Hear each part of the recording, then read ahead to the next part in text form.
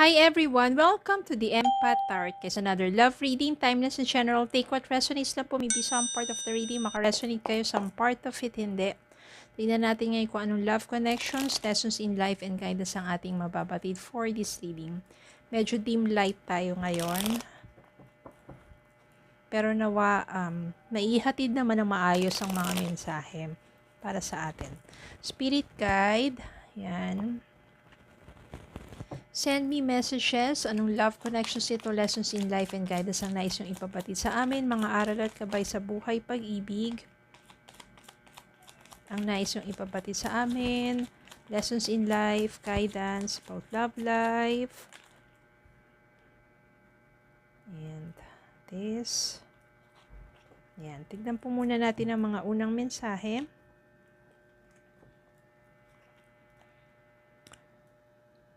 Hindi siya kitang ganyan. Okay. This is 5 of Swords. Lovers. 4 of Pentacles. 7 of Pentacles. 3 of Swords. Natin dito ang 3 of Swords. 4 of Swords. Malakas ang energy dito ng mga air sign. And 6 of Swords. 6 of Swords. Isa pa. Bottom of the deck. Knight of Cups.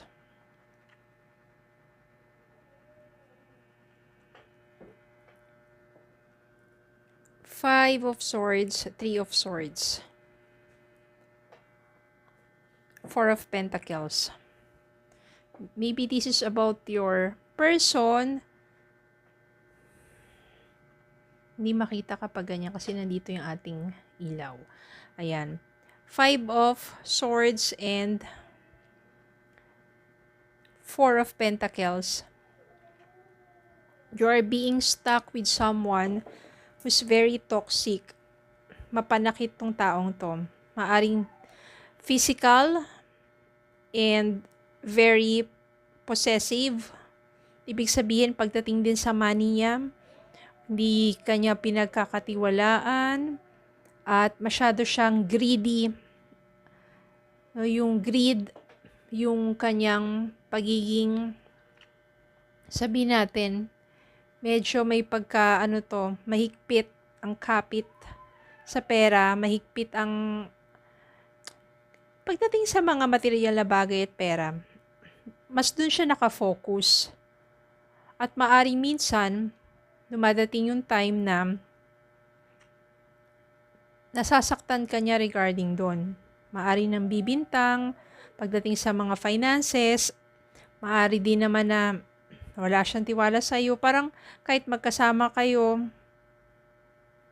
yung mga pera niya, parang ikaw pa yung minsan hinihinga niya o umaasa sa'yo, pero pagdating sa sarili niyang pera, sa kanya lang. Maari kasi abusive partner. Maaring may kinalaman din ang bisyo, sugal, ganun. At mahirap na para sa'yo na makasama pa tong taong to kasi wala, nasasaktan ka na kahit mahal mo siya pero yung pananakit niya sa'yo sobra na. 3 of Swords dito. Ayan na, it's very painful to handle na. It's very painful na para sa'yo na tuluyan pa makisama sa taong to. Kasi ikaw na nga, nawawalan ka na ng respect sa sarili mo na maaring sobra siya physical na pananakit, emosyonal, tapos marami pa siyang mga salitang hindi magaganda na binabato sa'yo, yung mga pagbibintang, which is, minsan, siya rin naman yung may kasalanan, diba? Parang ibinabaling niya lang sa'yo binabato niya lang sa'yo yung mga kasalanan niya, para lang sabihin pagtakpan yung mga ginagawa niyang kalokohan. Ayaw mo na Four of Swords dear, you are emotionally burdened, ayaw mo na masyado, gusto mo na magkaroon ng kapayapaan sa isipan mo. Kaya naman gagawa ka ng ba't ibang paraan in order for you na makaalis na dito sa taong to, sa sitwasyon na to. Dahil gusto mo na mas payapang pamumuhay, gusto mo ng katahimikan, gusto mo na maging magaan naman ang iyong kalooban. Mabuti na lang, nagawa mo na umalis sa taong yon. Six of Swords. You try to move forward with your life. You try to move on. You try to go to a different place. Nagpakalayo-layo ka na sa taong to. Yung lugar na hindi niya alam, yung lugar na hindi kanya masusundan, yung lugar na kung saan mas payapa ang isipan mo. Siyempre, with the help of your friends or your family. Yun na maganda kasi kung dati sinusolo mo lang yung problema, parang masyado mo pang pinagtatakpan tong taong to, pero hindi, humingi ka na rin ng tulong sa pamilya at sa mga kaibigan mo na makalayo sa taong to. Eventually, meron ka makikilala someone who's very loving. Si Knight of Cups dito, although ang energy niya hindi siya yung mabilis, but maybe it will take time para makilala mo ng husto tong taong to. At maaring siya na yung soulmate mo. The Lovers dito means that this person, maaring siya na yung mag-aalaga sa puso mo. Siya na yung panibagong tao na ipinagkaloob sa'yo na this time, aalagaan ka naman ng maayos.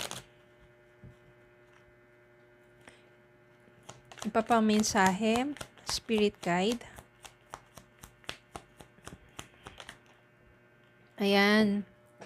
Meron ditong Star, Justice, Nine of Cups. So kapag nakilala mo na tong taong to, isang tao mapagmahal at aalagaan ka na maaring siya yung soulmate mo, lovers, maaring siya rin yung makatuluyan mo. Ibig sabihin, tama lang yung ginawa mo na umalis ka sa ganitong klaseng abusadong tao, makakamtan mo ang hustisya. Ibig sabihin,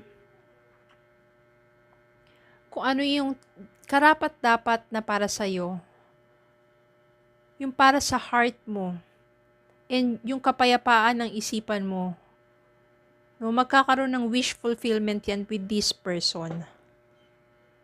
Magkakaroon ng katarungan ngayon ay ang mga bagay na minamanifest mo para lumigaya naman yung puso mo. There will be justice in love because you will find someone or that person will find you and will love you and will take care of you, and it will be a wish fulfillment.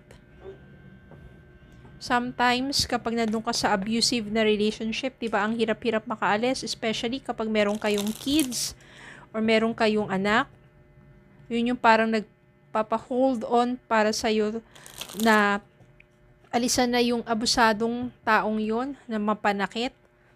Pero, dapat mas mahalin mo rin yung sarili mo.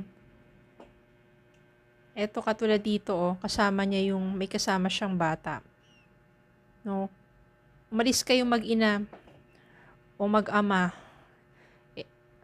Remember, ang energy, reversal yan. Hindi po siya yung gender na babae o lalaki. Depende po yan sa sitwasyon ninyo. If you resonate, yan.